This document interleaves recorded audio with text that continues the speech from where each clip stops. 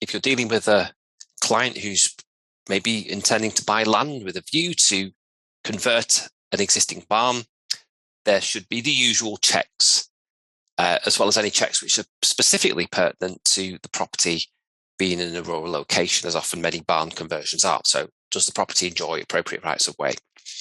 Are there any rights of way burdening the property? Would those rights in any way affect the development?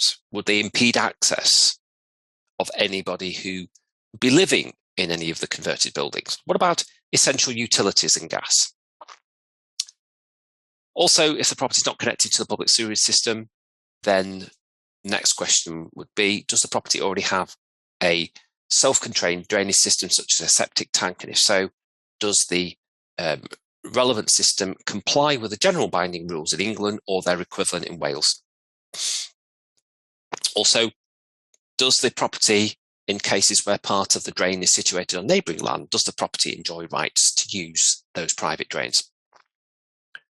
Does the local search reveal any public footpaths running through the property? Are there any unrecorded access rights, which might be recorded, for example, not on the definitive map, but on inspection of the property by seeing, for example, a stile? Also, if the barn conversion will be built along or close to a shared boundary, the Party Wall Act 1996 should be complied with, and building regulations compliant soundproofing should be installed. I next want to consider agricultural occupancy conditions, sometimes called agricultural ties.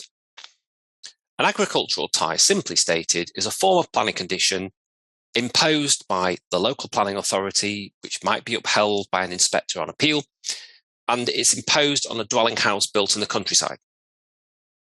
The tie or condition will sometimes limit the use of the dwelling, but also its principal function would be to restrict occupancy of the dwelling to people employed in the agricultural or forestry industries.